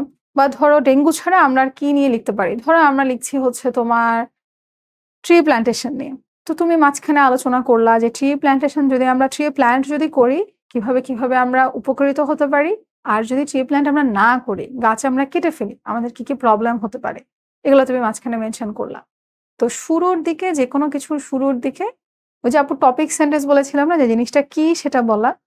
তো কনভারসেশনের ক্ষেত্রে ওই টপিকটা অ্যাকচুয়ালি কি, হোক ট্রি প্ল্যান্টেশন, হোক ডিফরেস্টেশন, হোক ডেঙ্গু ফিভার, হোক কোভিড-19, ওইটা এক্স্যাক্টলি কি সেটার ব্যাপারে একটু কথা বলবা, তারপর সেটা এক্সপ্লেইন করবা।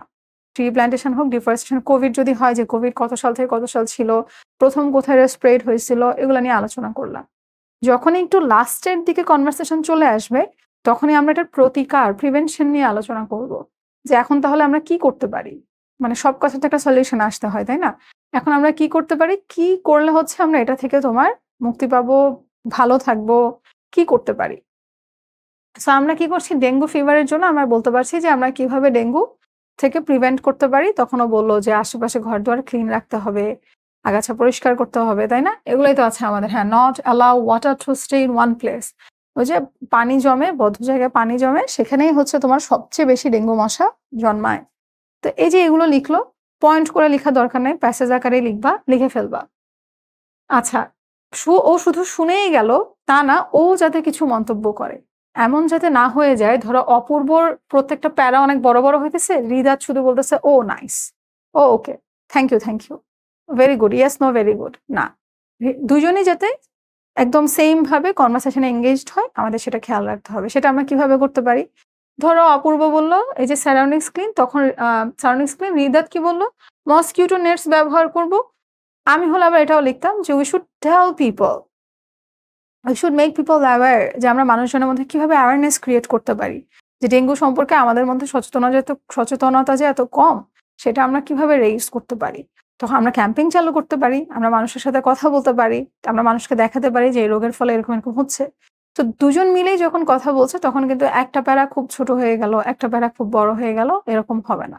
তুমি ট্রি প্ল্যান্টেশনের ক্ষেত্রেও চিন্তা করো, একজন তোমার কার্বন ডাইঅক্সাইড বেড়ে যাওয়ার ফলে প্রবলেম গুলো বললো, আরেকজন বললো ইউ আর রাইট, তুমি কি জানো অক্সিজেনের ক্ষেত্রেও কি প্রবলেম, মানে অক্সিজেন আমাদেরকে যে দেয় সেটা আমাদের কি প্রবলেম হতে পারে, বা এই যে আমাদের ফল দিচ্ছে, ফুল দিচ্ছে, এগুলো কি প্রবলেম হতে পারে যদি আমরা সব ট্রিজ এভাবে কেটে ফেলি। এভাবেই মানে দুইজন মিলে ইকুয়ালি হচ্ছে আমরা একটা কনভারসেশনে এঙ্গেজ করব। ওকে, সো ডায়ালগ খুব কঠিন কিছু না, পড়লে সহজ, লিখলে সহজ, বাট লিখতে হবে আর কি ডিটেইল এন্ড ইনফরমেটিভ ভাবে। নামগুলো লিখে পাশে পাশে আমরা যেরকম কলন দিয়ে দিব, ঠিক আছে, হাইফেন দাও, কলন দাও, নো ইস্যুস। ডায়ালগ শুরু করার আগে আমরা এখানে লিখতে পারি যে ফার্স্টে আমি এভাবে লিখবো যে a dialogue between Ridat and his friend Apurba is given below, about dengue fever is given below. তারপর আমি হচ্ছে নিচে ডায়ালগটা লিখলাম, নামগুলো আমি হচ্ছে ব্লু পেন দিয়ে লিখতে পারি, তারপর বাকিগুলো হচ্ছে আমি ব্ল্যাক দিয়ে লিখতে পারি, ঠিক আছে। সো মানে এগুলো করে আমি আমার লেখাটাকে আরো একটু বেশি অ্যাট্রাকটিভ করলাম, যাতে করে বোঝা যায় যে পয়েন্ট আকারে লেখার মতো আর কি, চোখে পড়বে কোন কথাটা কে বলছে। আর ওই যে আমার কিছু কিছু লাইন থাকে না স্টোরির মধ্যে, honesty is the best policy, সেগুলো আমি একটু ব্লু পেন দিয়ে মার্ক করে লিখতে পারি। তো এগুলো একটু আমাদের মাথায় রাখতে হবে যে আমরা যখন কোনো কিছু লিখছি, সেই ক্ষেত্রে আমাদের যাতে মানে লেখাটা যত বেশি আমরা পঠনযোগ্য করতে পারি, হাতের লেখা সুন্দর হওয়ার চেয়ে, কার্সিভ হওয়ার চেয়ে হাতের লেখা পরিষ্কার, স্পষ্ট এবং পড়ার মতো হওয়া আরো অনেক, অনেক বেশি গুরুত্বপূর্ণ। ওকে? সো আমাদের ডায়ালগ পর্যন্ত এটাই ছিল। এখন আপু আচ্ছা স্টোরি আর ডায়ালগের একটা স্ক্রিনশট একটু নিয়ে নাও।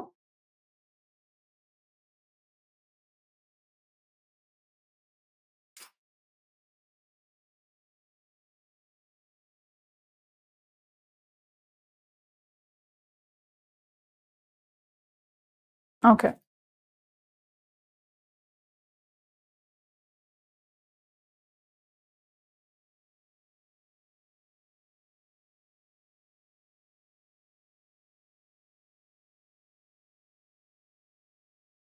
দেখো, ইম্পোর্টেন্স অফ লার্নিং কম্পিউটার এরকম হতে পারে যে একজন শিখতে যাচ্ছে আর একজন জানতে চায়।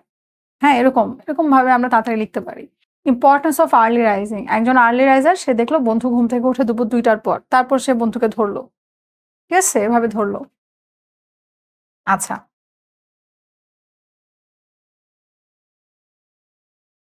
ওকে।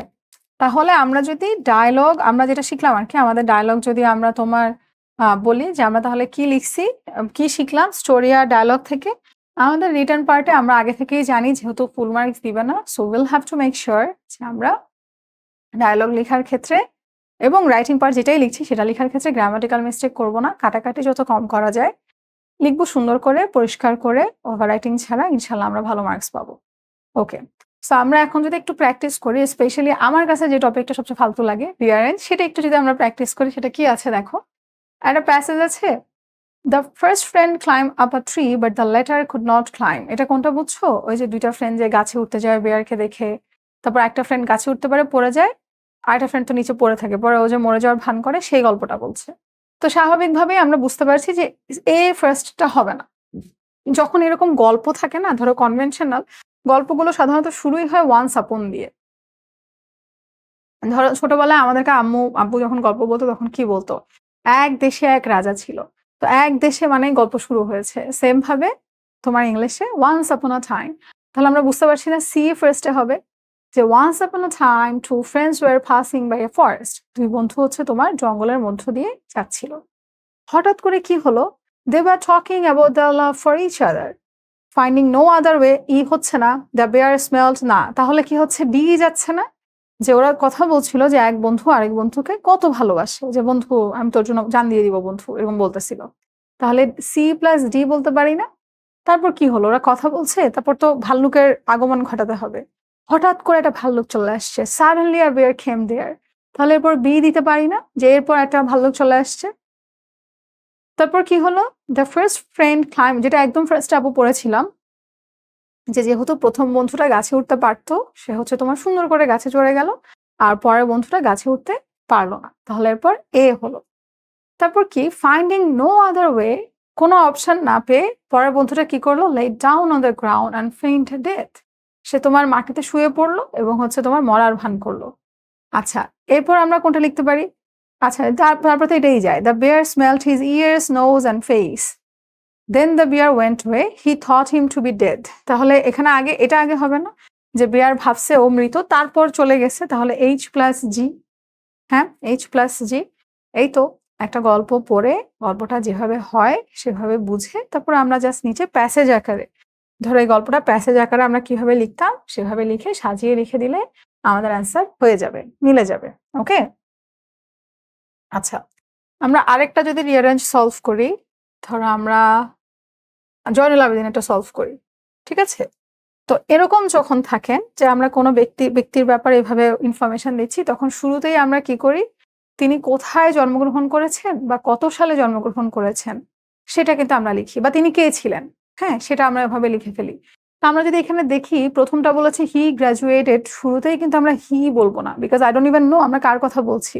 তো আমি কেন ফার্স্টেই হচ্ছে হি লিখবো, তাই না? সেকেন্ডটাও হচ্ছে না, থার্ডটাও হচ্ছে না, ফোর্থটা যদি আমি দেখি, Zainul Abedin was born in 1914 in Kishoreganj. তাহলে ডি দিয়ে আমরা শুরু করতে পারি না, যে 1914 সালে কিশোরগঞ্জে জন্মগ্রহণ করেছিলেন। তারপর কি হয়েছিল, still now he is referred, প্রথমে আমরা এটা দিচ্ছি না, he is also the pioneer of Bangladeshi modern art, also বলেছে, তার মানে এর আগে আরো কোনো ইনফরমেশন যাবে। জিতেও হচ্ছে অলসো, তার মানে এর আগে ইনফরমেশন যাবে। হি ইজ হাইলি অ্যাডমায়ার্ড না, তাহলে এখানে আমরা কি দিতে পারি? ওনার পরিচয় দেওয়ার জন্য আমরা শুরুতেই দিতে পারি he graduated from the government school of art in Kolkata. আমরা প্রথমে বললাম যে তিনি জন্মগ্রহণ করেছেন এত সালে এখানে। তারপর আমরা বললাম তিনি গ্র্যাজুয়েটেড হয়েছিলেন government school of art in Kolkata. তারপর আমি বলছি he was also appointed as a teacher there. ওখানে তিনি পড়াশোনার পরপর একজন শিক্ষক হিসেবে সেখানে তিনি অ্যাপয়েন্টেড হয়েছিলেন। ওকে, তাহলে এ গেল, সরি ডি গেল আগে, তারপর এ গেল, দেন জি গেল। আচ্ছা, তারপর আমরা কি বলছি? তিনি কিন্তু বাংলাদেশের সবচেয়ে ভ্যালুয়েবল পেইন্টার হিসেবে, আর্টিস্ট হিসেবে তিনি সুপরিচিত। তাহলে আমরা এটা লিখলাম he is recognised as the most valuable painter of Bangladesh, B লিখলাম। তারপর কি বলছি? He is also the pioneer of Bangladeshi modern art. হ্যাঁ, মডার্ন আর্টের জনক তাকে বলা হয়, সেটা আমরা লিখে ফেললাম। এখন তুমি যদি কনফিউজড হয়ে যাও যে আপু এফ বি এর পর আসলো, এটা কিভাবে বুঝবো? দেখো এফ এ না অলসো বলছে, তার মানে তিনি যে বাংলাদেশি মডার্ন আর্টের জনক, তার আগে তুমি এমন কিছু একটা বলেছো তার আর্টিস্ট্রি নিয়ে, যেটা নিয়ে আমার একটা ধারণা হয়েছে। অলসো এই জন্য তুমি বলছো। সো আগে আমি দেখলাম যে বি তে ওনার ড্রয়িং নিয়ে, আর্ট নিয়ে ওনাকে কথা বলা হচ্ছে, তাহলে আগে বি তারপর এফ লিখলাম। তারপর কি বলছে? He is highly admired for his Bengal famine sketches. Okay, তারপরে হচ্ছে C, he died of lung cancer, still now he is referred with great respect as Shilpacharya in Bangladesh. তো ই কেন লাস্টে হলো? কারণ আমরা বলছি যে তিনি লাং ক্যান্সারে মারা গিয়েছেন, কিন্তু তারপরও এখনো তাকে হচ্ছে শ্রদ্ধা ভরে স্মরণ করা হয়। তো এখনো তাকে স্মরণ করা হয়, তারপরে কি আমরা বলবো যে তিনি মারা গিয়েছিলেন? না। তো মানে এই ব্যাপারটা হচ্ছে তুমি গল্প যত পড়বা, যত লিখবা, যত প্র্যাকটিস করবা, সেরকম আমাদের একটা আইডিয়া হয় না যে কোনটার পর কোনটা বসতেছে। ওরকম আর কি আমরা একটু নলেজ থেকে, প্র্যাকটিস থেকে সেখান থেকে আমরা অ্যান্সার করে দিব। ঠিক আছে? দেখো রাইটিং এ ফুল মার্কস উঠুক না উঠুক, এখানে কিন্তু মার্কস কাটার আসলে খুব একটা চান্সেস থাকে না। সো আমরা চেষ্টা করব যাতে আমাদের এখানে আমরা অত ভুল না করি। হ্যাঁ, এবং আমরা যাতে ফুলফিল অ্যান্সার করতে পারি, যাতে আমাদের এখানে মার্কস কাটা না যায়। আচ্ছা, আরেকটা আমরা করি। কোনটা করা যায়?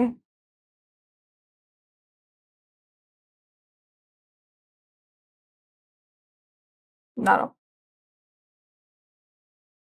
ওকে, এটা একটু দেখি।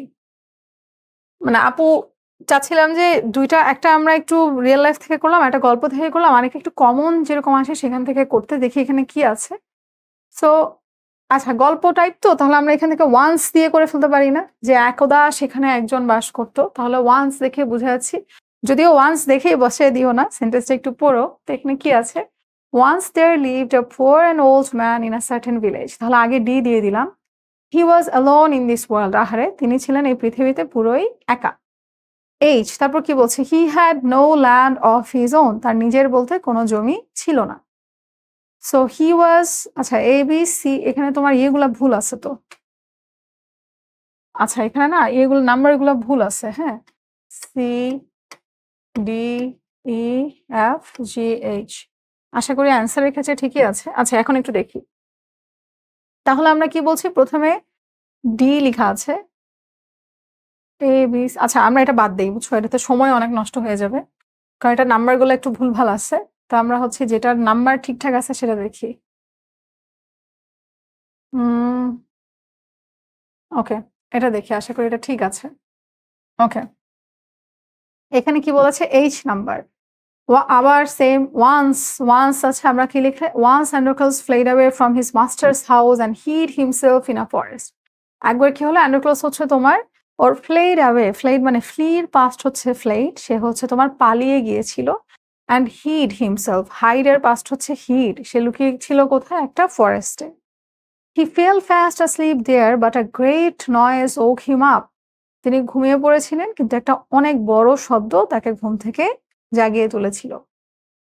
A lion had entered the cave roaring loudly. roar মানে কি? গর্জন করা। একটা সিংহ জোরে জোরে গর্জন করতে করতে হচ্ছে তোমার তার গুহার মধ্যে ঢুকে পড়ে। Androcles was very much afraid and he felt sure that the beast would kill him. তিনি একদম শিওর ছিল যে এই ইয়েটা তোকে মেরে ফেলবে, পশুটা তোকে মেরে ফেলবে। বিস্ট মানে হলো পশু।